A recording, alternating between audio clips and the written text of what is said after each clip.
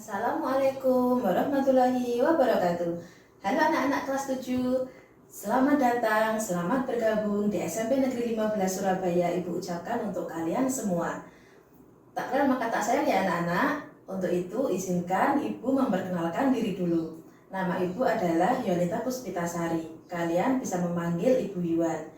Di SMP 15, Ibu sebagai guru bimbingan konseling yang akan membimbing kalian selama belajar di SMP Negeri 15 Surabaya. Anak-anak, selama pandemi belajar tetap berlangsung meskipun dilaksanakan secara online. Untuk itu, Ibu berharap kalian tetap semangat, tetap menjaga kesehatan selama berada di rumah. Keampel beli kurma. Hari ini kita akan belajar tentang tata krama. Tata krama. Pengertian tata krama secara harfiah dibagi menjadi dua kata. Yang pertama, tata. Tata berarti adat, aturan, norma, atau peraturan. Sedangkan krama berarti cara, langkah, tindakan, kelakuan, atau perbuatan yang baik. Dari dua kata itu bisa kita simpulkan bahwa tata krama adalah tata cara, sopan santun, tata susila. Sebutan lain dari tata krama adalah etiket atau etika.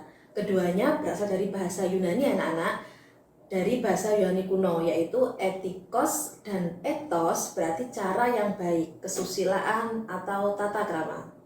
Wujudkan tata krama dalam pergaulan. Ada tiga ya anak-anak, tata krama di lingkungan keluarga, tata krama di lingkungan sekolah, dan kemudian tata krama di masyarakat.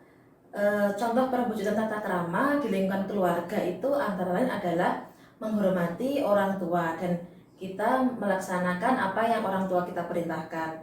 Yang kedua, menghormati orang yang lebih tua dan menyayangi orang yang lebih muda. Bila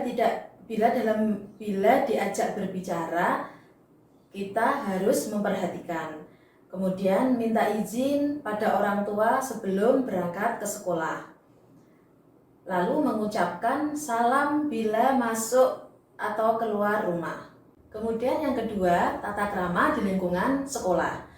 Antara lain perwujudan dari tata krama di lingkungan sekolah adalah kita bersikap sopan kepada guru dan karyawan yang ada di sekolah. Yang kedua, mengucapkan salam bila bertemu dengan guru, dengan karyawan, dan dengan teman. Yang ketiga, saling menghargai antar teman. Kemudian yang tak kalah penting, mematuhi tata tertib sekolah. Kemudian yang ketiga adalah tata krama di dalam masyarakat. Perwujudan tata krama di dalam masyarakat antara lain mengucapkan salam apabila bertemu orang yang lebih tua, saudara atau teman. Kemudian membiasakan mengetuk pintu bila bertamu. Yang ketiga, tata cara makan untuk menikmati hidangan. Yang keempat, saling menolong sesama tetangga. Yang kelima, menghargai saran dan pendapat orang lain. Kemudian anak-anak, tata krama itu juga dibutuhkan dalam komunikasi yang kita gunakan selama kita bergaul. Nah, apa itu komunikasi? Komunikasi adalah proses pertukaran pesan yang dikirimkan oleh seseorang kepada satu atau lebih penerima secara sadar dengan maksud untuk mempengaruhi tingkah laku si penerima.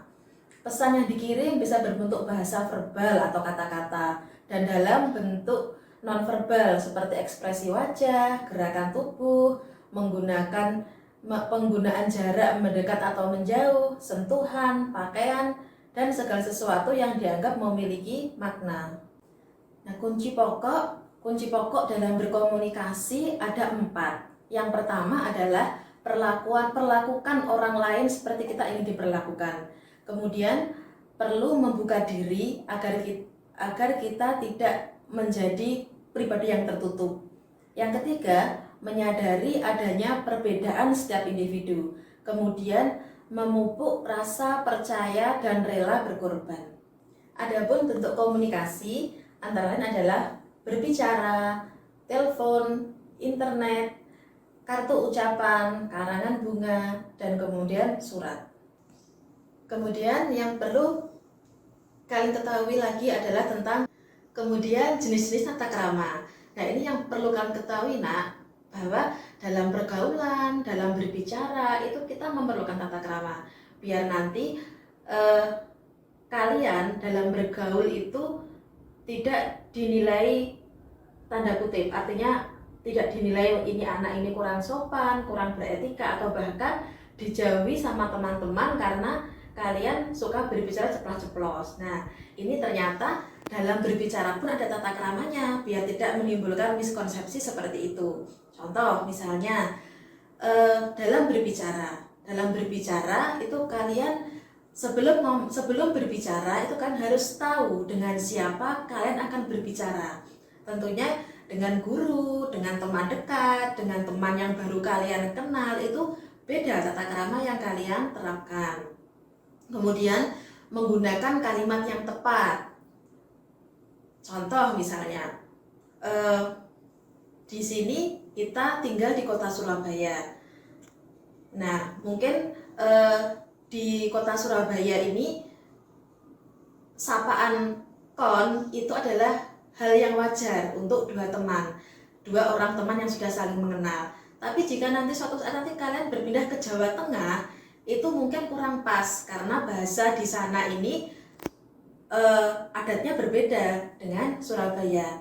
Untuk itu kalimat yang tepat yang bisa kalian pakai itu adalah sapaan yang sudah bersifat umum, misalnya kamu, nah, Anda, gitu ya. Terus kemudian dalam berbicara itu kan harus juga menyesuaikan tempat di mana pembicaraan dilakukan. Nah, antara kalian makan bersama dengan teman di warung atau kalian bertemu dengan teman itu dalam satu kelompok di lingkungan belajar misalnya, atau saat di kelas itu dibentuk suatu tim kelompok. Nah, kalian kebetulan berkelompok dengan teman yang sudah kalian kenal, itu tentunya berbeda meskipun itu sama-sama dengan orang yang sama. Artinya tempat atau setting tempat kalian berbicara itu juga menentukan tata krama atau pilihan bahasa yang kalian pakai. Kemudian adalah sikap ketika kita berbicara. Nah, sikap ketika kita berbicara itu juga menjadi penilaian orang lain kepada diri kita. Oh, orang ini itu berbicaranya itu santai. Oh, orang ini tuh berbicara itu sangat keras sekali seperti orang marah. Contohnya seperti itu. Lalu kemudian tata krama dalam pergaulan. Nah, tadi sudah Bionta sedikit singgung bahwa dengan siapa yang kalian hadapi itu tentunya berbeda. Kalian menyapa bapak ibu guru, kalian menyapa orang tua, kalian menyapa teman kalian, atau menyapa teman yang baru kalian kenal, itu tentunya adalah tata kramanya berbeda. Lalu tempat di mana pergaulan itu berlangsung. Nah, ini juga berbeda. Yang tadi juga sudah Bionta sampaikan, sama-sama dengan teman A. Dengan teman A kalian berbicara di kafe misalnya, itu tentunya menggunakan bahasa atau menggunakan kalimat yang lebih lepas karena ini kan settingnya itu santai. Tapi ketika kamu dengan A ini digabungkan dalam kelompok belajar di kelas misalnya, itu kalian harusnya berbicara lebih sopan karena waktu itu sedang belajar gitu. Terus yang terakhir itu adalah bagaimana cara kita bersikap dan bertingkah laku, itu juga ada tata kramanya. Dan yang terakhir adalah tata krama dalam berpenampilan. Nah, penampilan itu pasti juga ada aturannya. Nah, bagaimana aturan berpenampilan? Di antaranya adalah rapi. Nah, rapi, pantas, juga sederhana. Kemudian cara berpakaian itu disesuaikan dengan waktu dan tempat. Nah, misalnya kalian ke sekolah itu menggunakan seragam. Lalu kalau kalian diajak oleh orang tua pergi ke mall misalnya, itu juga menggunakan pakaian yang lebih casual, mungkin atasan kaos, bawahan celana jeans, seperti itu. Kemudian pilihan pakaian yang tidak terlalu longgar dan juga tidak terlalu ketat, yang penting nyaman untuk kita pakai. Nah, yang terakhir adalah jangan asal mengikuti mode. Ya, biasanya anak-anak atau tren remaja sekarang ini kan ada model seperti apa dipakai sama idolanya, terus kalian ikut-ikutan pakai. Nah, padahal idola kalian itu dari luar negeri belum tentu pakaiannya itu pas dipakai untuk kita yang ada ketimuran. Begitu ya anak-anak tentang tata krama tadi. Semoga apa yang kita sampaikan hari ini bisa bermanfaat untuk kita semua.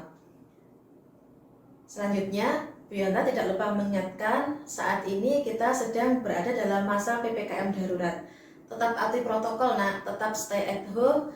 Kalian jangan kemana-mana. Kalau terpaksa harus keluar, menggunakan masker double. Kemudian patuhi 5M. Bu Yanta Ari sekian. Wassalamualaikum warahmatullahi wabarakatuh.